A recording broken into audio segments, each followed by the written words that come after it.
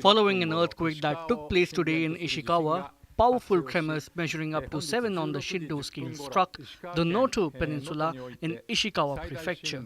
Beginning with the Shika nuclear power plant, there are currently no reported irregularities with nuclear power plants. I humbly ask that all the citizens be cautious of the risk of further earthquakes up to Shindo 7 and request that everyone living in the area where powerful tremors took place pay close attention to the local authorities, evacuation orders, as well as information on the television, radio, and online. インターネットなどの情報にも注意をしつつ行動いただくようお願いを申し上げます。